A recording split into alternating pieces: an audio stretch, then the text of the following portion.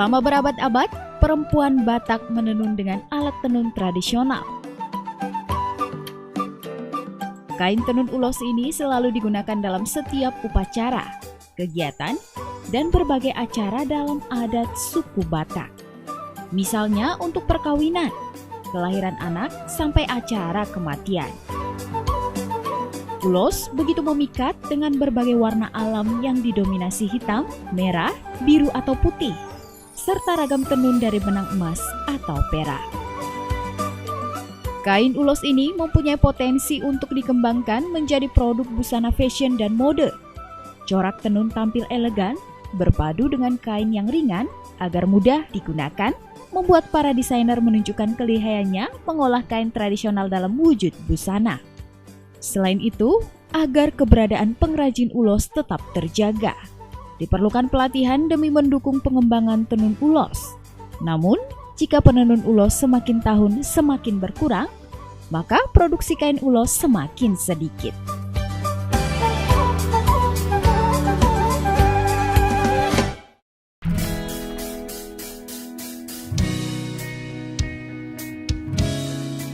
Sidamanik adalah sebuah kecamatan di Kabupaten Simalungun, Sumatera Utara. Sidamanik juga dikelilingi sebuah perkebunan teh yang memiliki hawa cukup sejuk. Berbicara tentang Kecamatan Sidamanik yang identik dengan perkebunan teh, ada sebuah perkampungan di mana masyarakatnya merupakan pengrajin kain tenun ulos. Terdapat di Desa Sari Martin, Kecamatan Sidamanik, Pondok Kresek. Namun, penenun ulos di desa ini semakin tahun semakin berkurang. Juniwas Borugultom. Ia sosok penenun ulos di desa ini. Sudah 7 tahun ia memproduksi kain ulos. Perempuan berusia 38 tahun ini dengan lihai menggulung benang yang akan digunakannya untuk menenun sebagai motif atau corak pada ulos. Pertama kita pasang dulu tenunnya. Terus untuk mengisi benangnya kita harus bongkar kembali supaya kita isi benangnya satu persatu. Setelah itu baru kita masuk ke setelan. Habis setel seperti yang sudah kita seperti ulos biasanya sampai pas ulos yang normalnya, hasil yang memuaskan, dari baru kita kerja selanjutnya.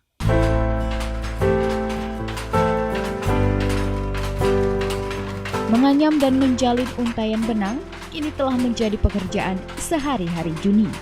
Sejak awal Juni belajar membuat ulos Batak Toba atau ulos sekata. Sekali produksi ulos, Juni mengisi 200 meter benang.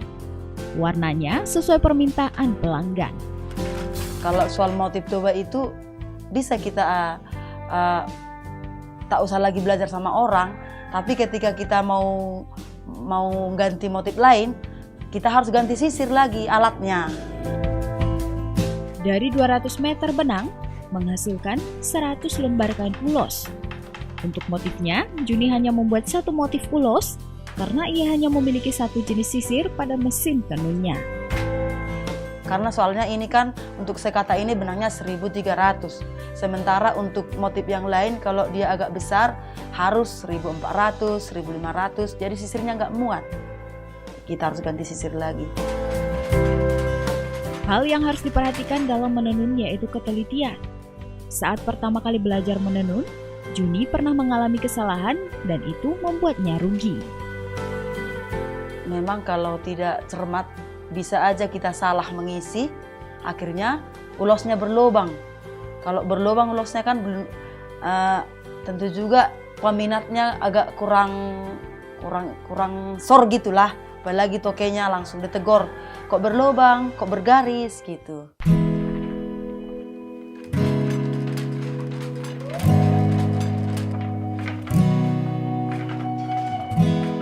Kerugian itu memberi pelajaran untuknya agar lebih teliti dan fokus dalam menenun. Pada saat menenun, Juni harus menghilangkan permasalahan yang sedang dialaminya, karena akan merusak produksi tenunnya. Iya, supaya hasilnya bagus, memang sih terlalu aku bilang ya, kalau aku bilang ada ilmunya agak kurang pas. Yang pastinya kalau kita mau mengerjakan ulos supaya bagus, jangan ada pikiran, jangan ada persoalan gitu loh. Ada masalah, janganlah dipegang. Karena nanti semakin rusak dia. Tunggu tenang dulu, nggak ada masalah, baru mulai kita kerjain. Apalagi kita ingat kebutuhan ini kan, jadi semangat lagi. Dalam sehari, Juni dapat membuat 3-5 ulos. Pengerjaannya dilakukan mulai dari pagi hingga sore hari.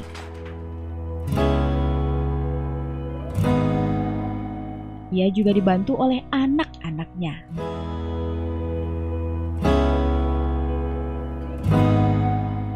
Kalau udah pulang mereka sekolah, saya suruh mereka ganti saya. Saya bilang, Tina, Lewi, ayo tenun dulu nak. Mama mau ke ladang sebentar gitu. Juni memiliki 5 orang anak yang masih sekolah. Agar dapat memenuhi kebutuhan sehari-hari dan biaya sekolah anak-anaknya, Juni mencari penghasilan dari menenun ulos.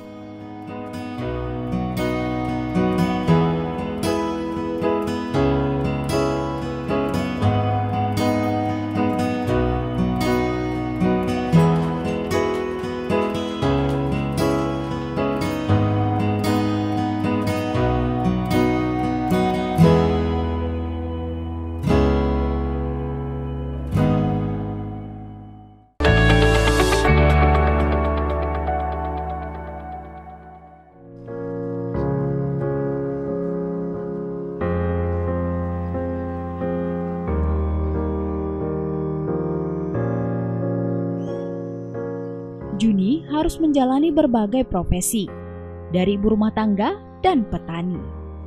Setiap hari, Juni disibukkan mengurus kebutuhan kelima anak-anaknya, sedangkan suami bekerja sebagai pemetik daun teh. Setelah anak-anak Juni berangkat sekolah, ia pun mulai memasak. Alat masak yang digunakannya masih tradisional, yaitu memakai kayu bakar. Wajah lelah kerap menghampirinya. Kebutuhan yang besar membuatnya harus bertahan dengan kondisi seperti ini. Namun, wajahnya selalu tersenyum.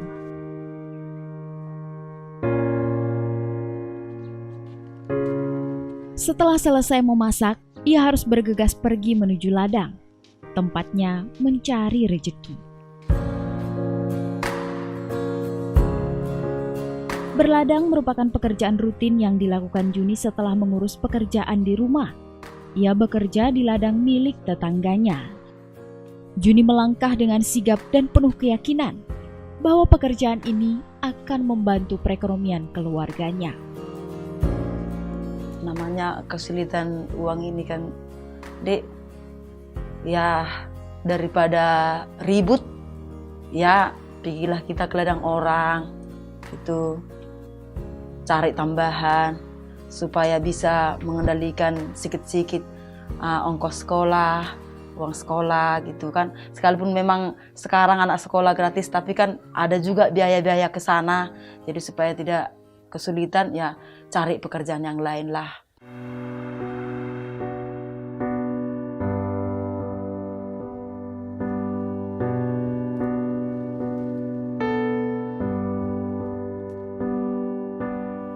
Penghasilan yang diperoleh Juni dari berladang tidak banyak. Dalam sehari, ia memperoleh 12 hingga 30 ribu. Tapi ia selalu bersyukur dan yakin suatu saat nanti ia bisa memberikan penghasilan lebih untuk keluarganya. Ya, kayak mana lah aku bilang, ya terus saja lah dijalani hidup, nggak tahu lagi. Kalau soal cukupnya nggak cukup sih. Tapi tetap kita berusaha, karena ketika ada usaha, kita pasti akan dapat jalan. Sore pun menjelang.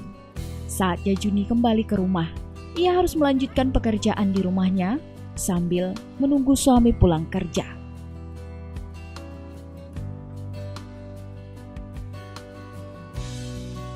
Kesadaran bahwa pendidikan begitu penting bagi anak-anaknya dan kewajiban menuntut ilmu menjadi penyemangat bagi Juni dan suami.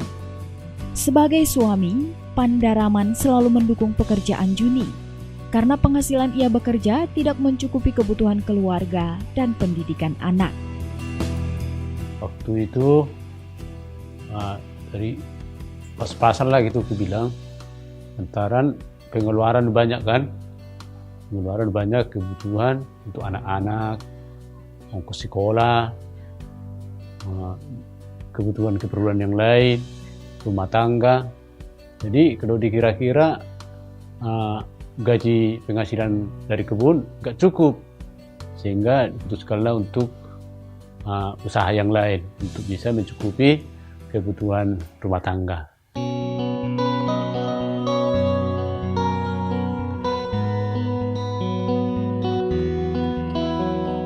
Pasangan suami istri ini bekerja setiap hari, dari pagi hingga petang.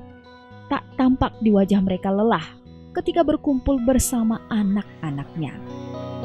Ya karena kebutuhan yang banyak tidak terkendalikan, manalah supaya bisa mencukupi sedikit-sedikit, ya larinya cari yang lain. Terutama ini ulos, ada kita minat, kita lihat bantu-bantu sedikit gitu lumayan.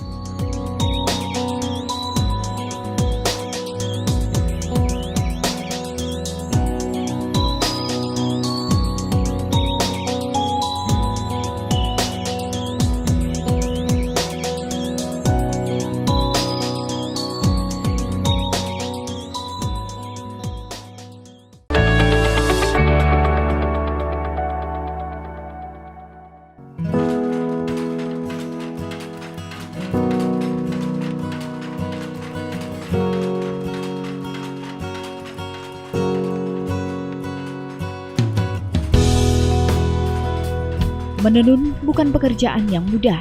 Banyak sekali proses yang harus dilalui hingga mendapatkan hasil yang memuaskan. Hanya bermodal semangat dan keinginan untuk belajar, Juni memulai aktivitas barunya, yaitu penenun ulos. Karena saya sudah capek ke ladang-ladang orang menggaji gitu. Terus saya lihat keluarga ada di sana, Eda bilang sama saya, mau ku ajari menenun ulos? Ya mau gitu. Juni belajar menenun selama 1 bulan bersama kakak iparnya. Kerusakan dan kesalahan menenun kerap terjadi. Namun ia terus berusaha agar tenunnya ini laku dipasarkan. Kurasa paling sebulan lah itu, karena langsung saya tangkap gitu. Hasil tenun Juni sangat diminati masyarakat, karena motifnya sangat sederhana. Inilah yang makanya saya bertahan untuk menenun sekata ini, karena peminatnya memang agak lumayan banyak. Gak ada istilah dingin, tetap aja laku gitu. Jadi saya memilih untuk menenun sekata.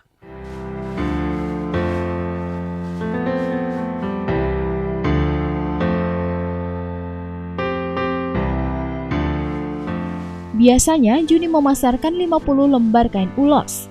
Pengerjaannya sekitar 2 minggu.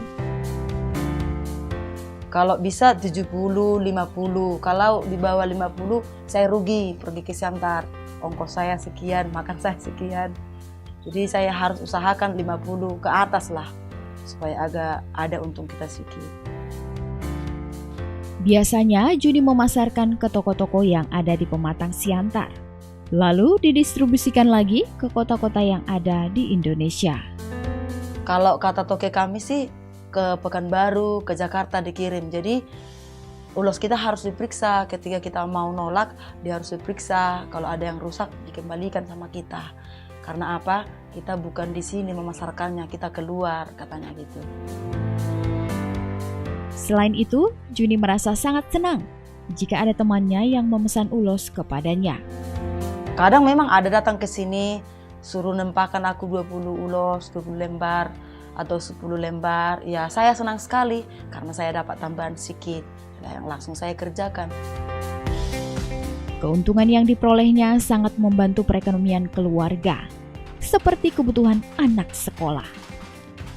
Kalau hasilnya yang nampak ya nggak ada, tapi saya merasakannya saya terbantu oleh ulos ini. Karena untuk nabung saja nggak mungkin lah nabung, karena untuk kebutuhan saja lebih besar daripada pendapatan. Jadi kalau yang saya beli karena hasilnya belum ada, tapi membantu saya mencukupi kebutuhan, ya saya sangat bersyukur gitulah.